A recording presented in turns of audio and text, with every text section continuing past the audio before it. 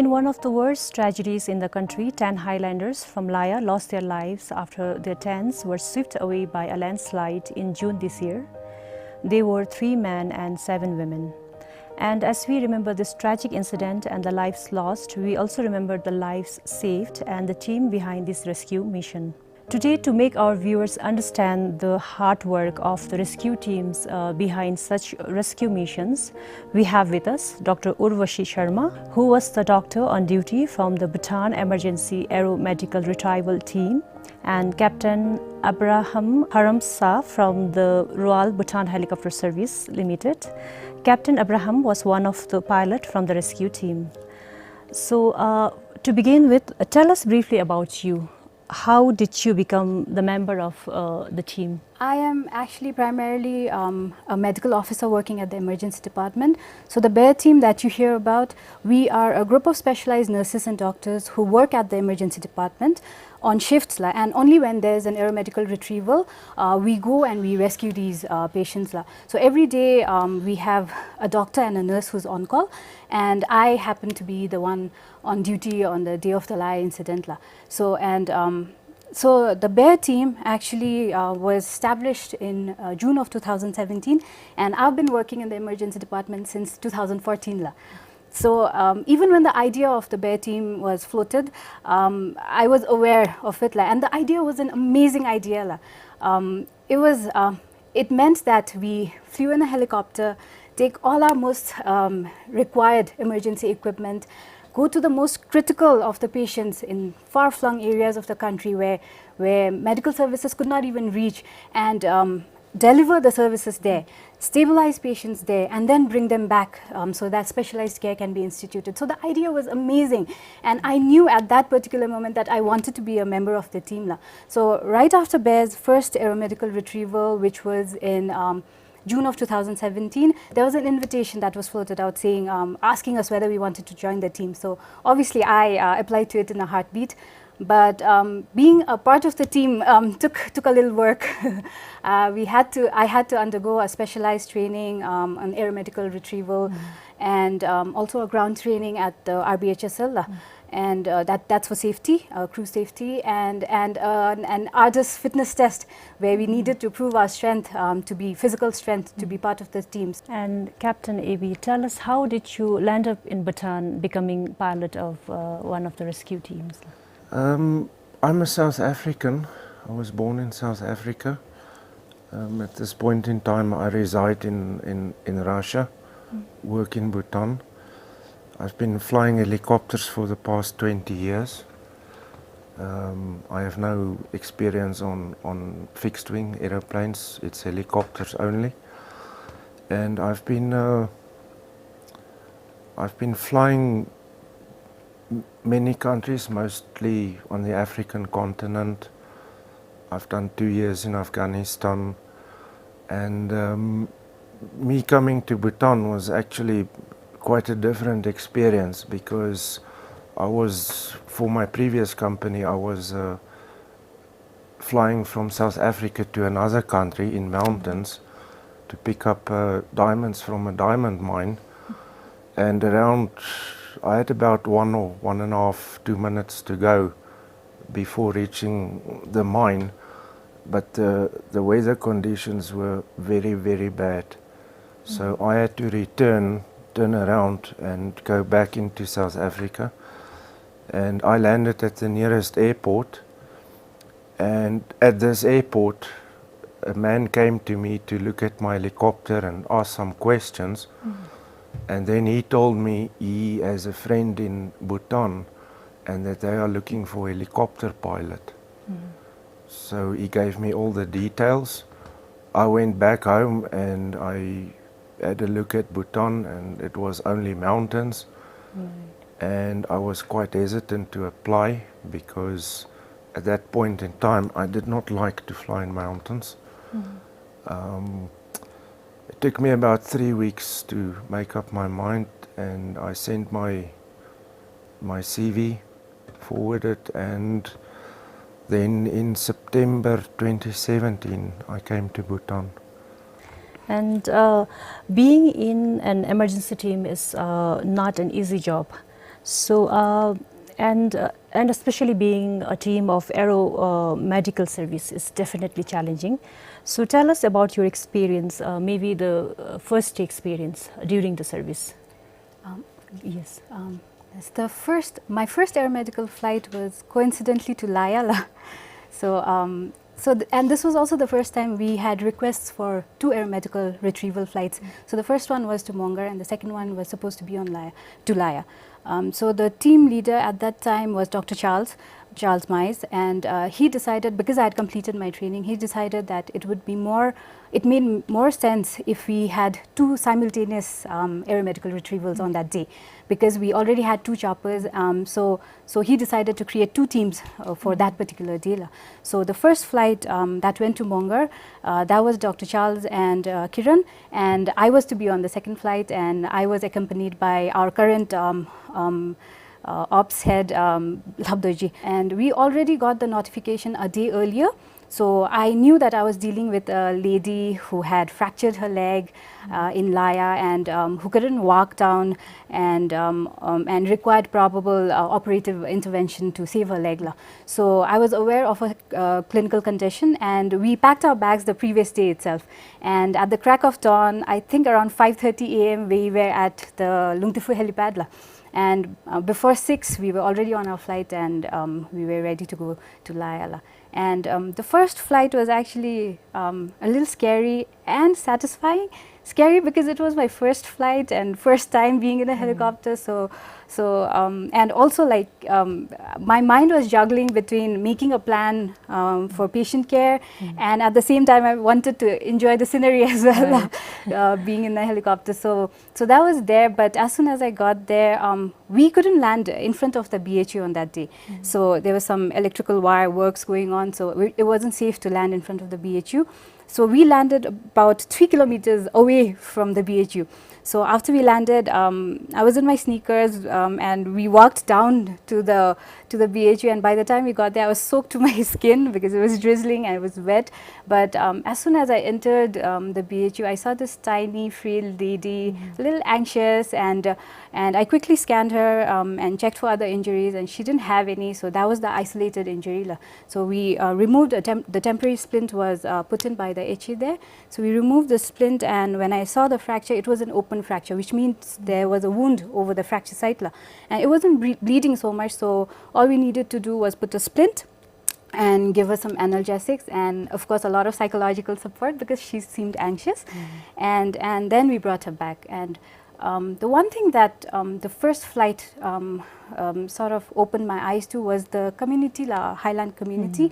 So the community at Laya, they're like one big family. So it's a very close knit community, and especially just this one lady, this patient who was being airlifted, all of them, they had come together to reassure her that everything would be all right, and the gratitude that they showed to us, it was amazing.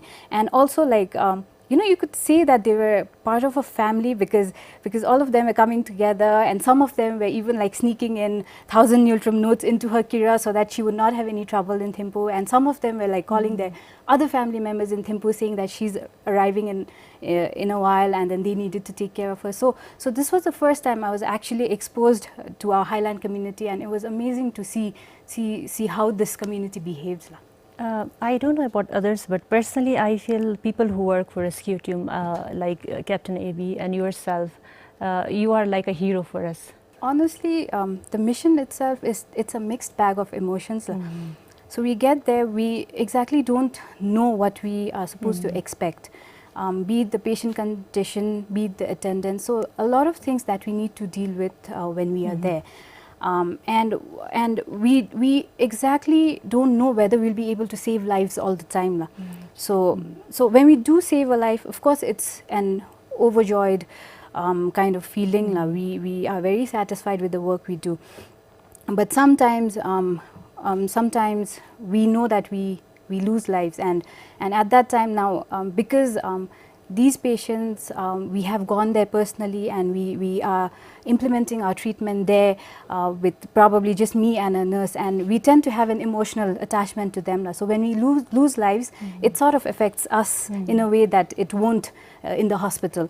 So that is there. So it's a mixed bag of emotions. Sometimes we are elated with the work that we have done. Sometimes we are not so happy, but at the end of the day, we know that we have given our best, we have given our 100%, and although you call us heroes, we are still human at the end of the day. So sometimes we do end up losing some lives. Right. It seems like it's a very personal experience as well. To remember the Laya incident where we lost 10 lives and saved some. So both of you are involved in that rescue team. So if you could tell us how that day began briefly, and your experience whole day during the service. Okay. For me, the first notification came at 5:58 a.m. when the emergency physician told us that we had 5 casualties of a landslide incident, and the BEAR team needed to be ready to go at that particular moment itself. And this was away from a health facility, so nobody was aware of how bad the injuries were going to be. And also we were alerted that multiple evacuations might be necessary. So as soon as we were alerted about this, we knew that this was a mass casualty incident. So, and my partner on that day was Nurse Pemadichan, and she was in fact the one who received the call first. And by the time I was notified, she was already in at the emergency department in JD, packing her bags, packing all the rescue equipment. And when I got there, I had to pack my bags and another set of rescue equipments, and I think we left around 6:30ish from Thimphu. And when I got there, the first thing I saw around the area when we got there, I was with Captain Anton, and Captain AB had already reached the scene with Pema. So I was in the second helicopter. So when we reached around the area, I saw that the helicopter had already landed and it was next to the river. And I was scanning the area to see where Pema and the casualties were, where the landslide had happened. And I couldn't see them around. And when I looked a little further up, I could see our BEAR bags and a spinal board and a couple of people walking uphill. And when I looked even further away, that is where I saw the landslide incident.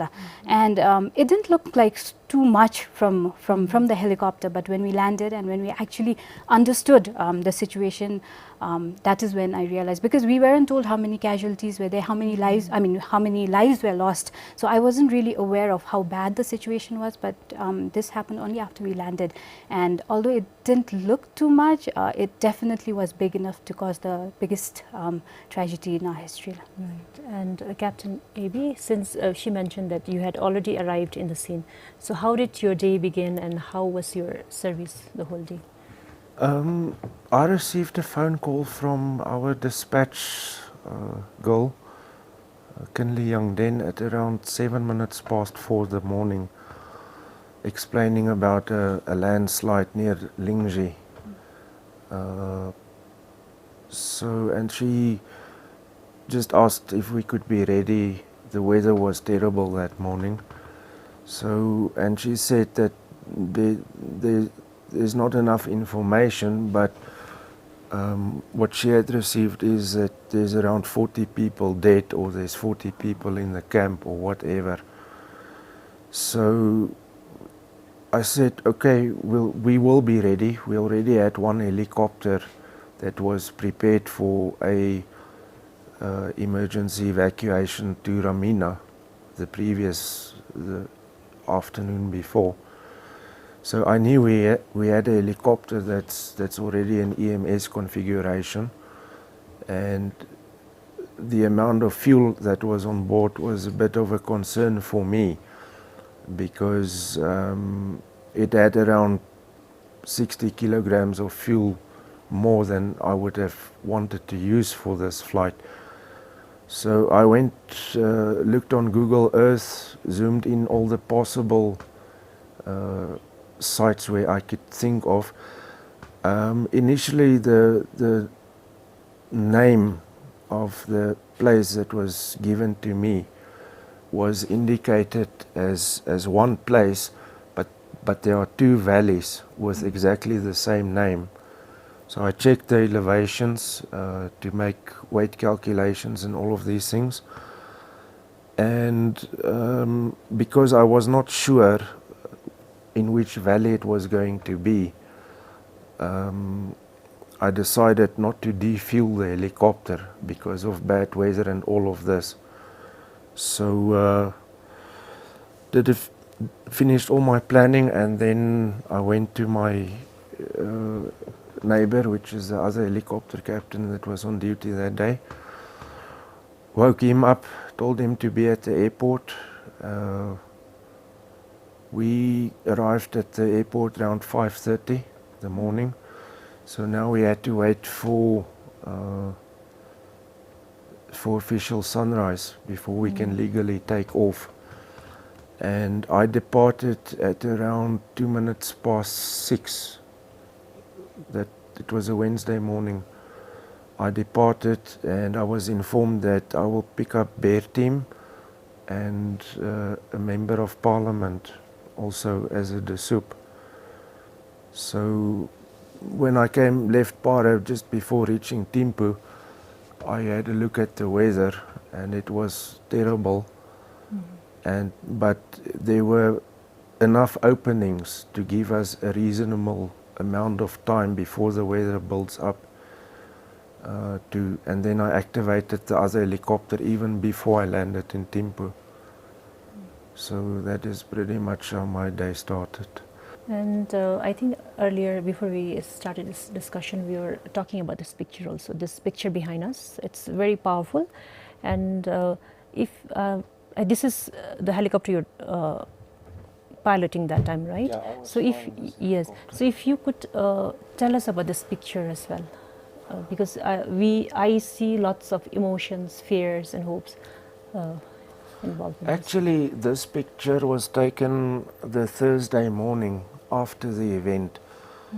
Due to weather coming in on the Wednesday, we managed to take out the injured. In fact, we took out 7 patients. It was not 5 as reported in the media, it was 7.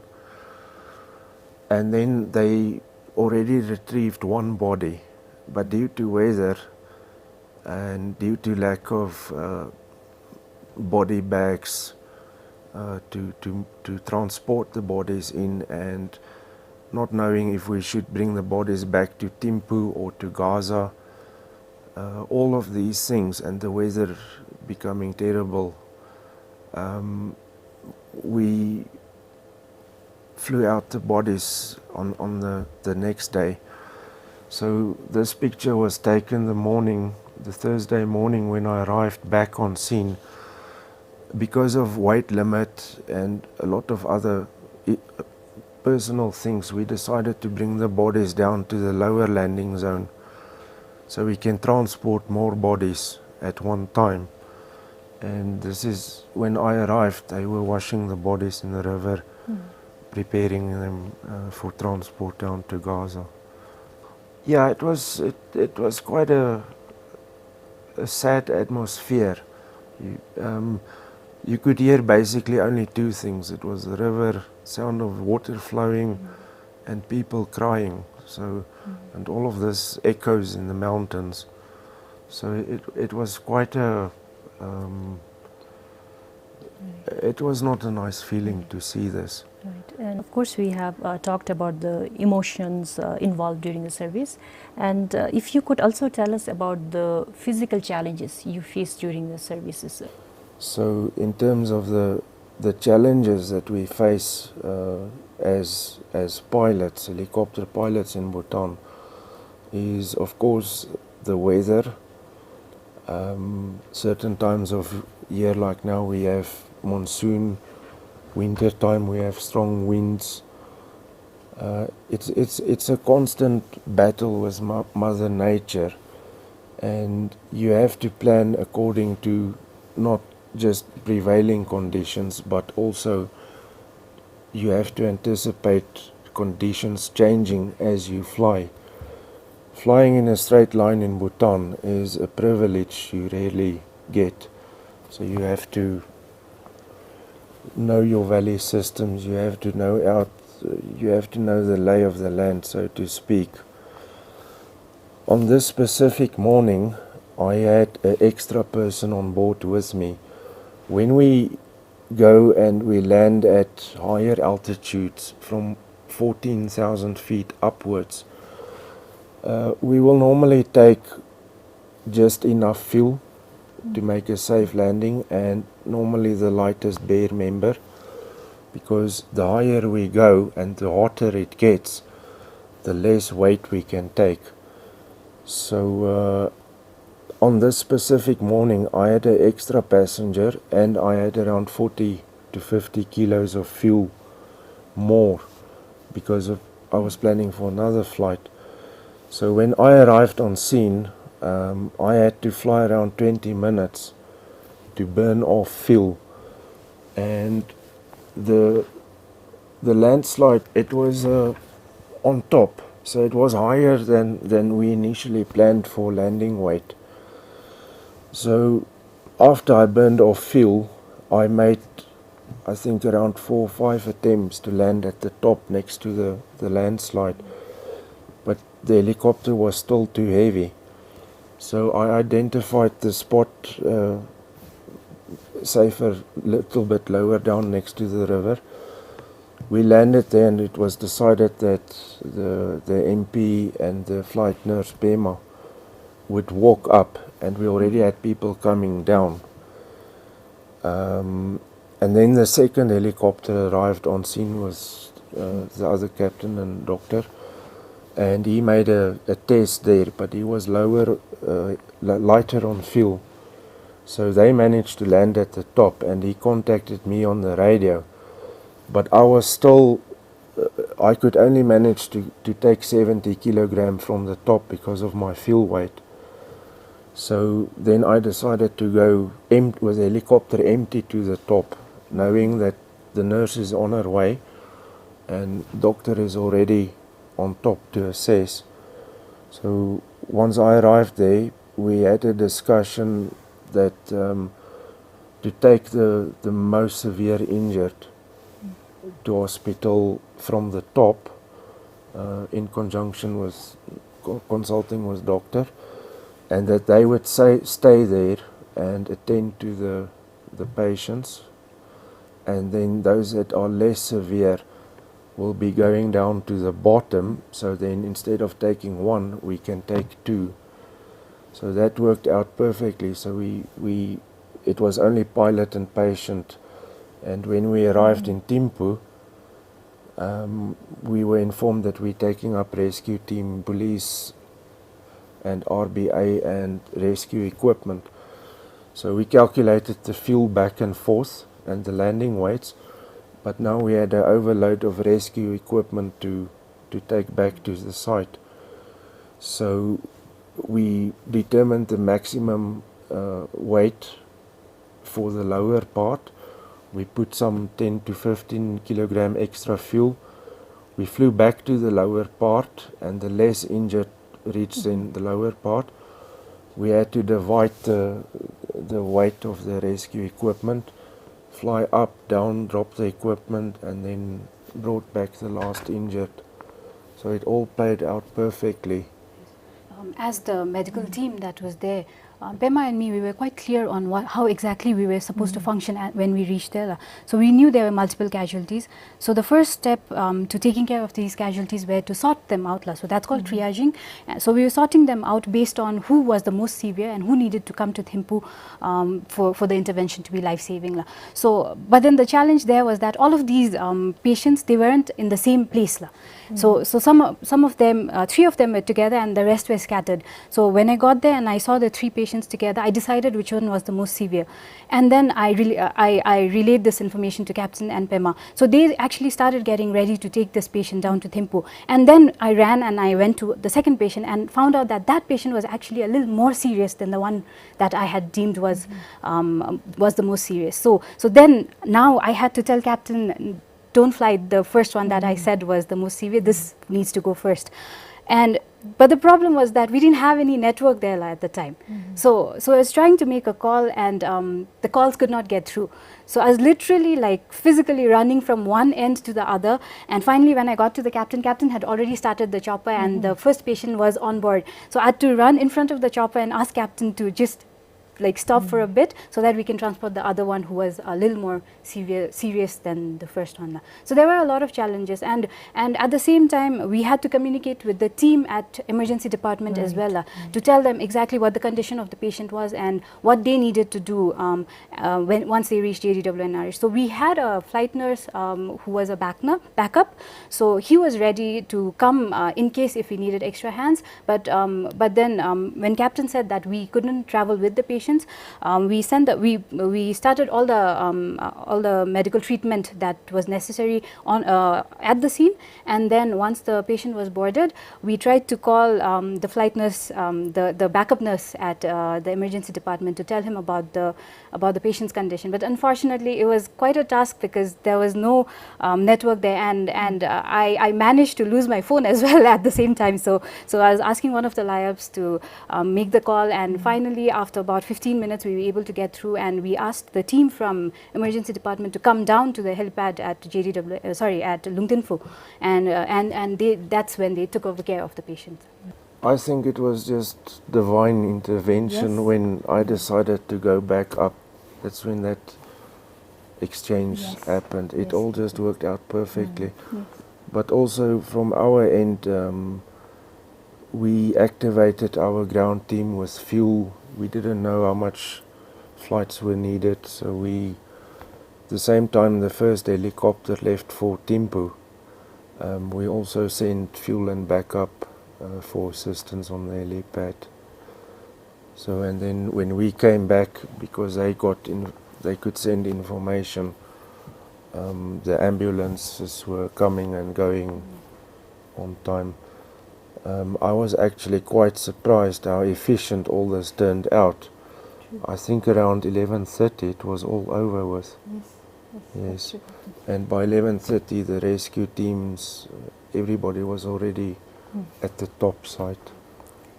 It was fortunate too that when we started from here, we were expecting a lot of very serious cases, patients that would require medical intervention at the scene. But we were fortunate in the sense that, of course, there were serious injuries, but they weren't such that they needed intervention at the scene. So we could quickly assess all of the patients, and we could transfer them to JDWNRH, where the actual specialized treatment occurred. As you share this experience with us, with our audience, what do you want our listeners and our viewers to take from, to remember? Personally, I feel like we should all be aware of what a privilege it is for us to be living in Bhutan, and especially when it comes to healthcare, everything is free.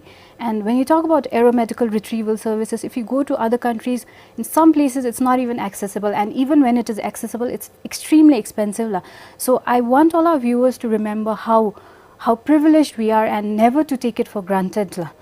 I really wish we had more time to discuss this, and hopefully we'll have more programs later. And it seems like you go through so much personal experience, hardship, challenges, and then thank you so much for coming to BBS and sharing your experience with us. And thank you very much for your service to the people of Bhutan. Thank you.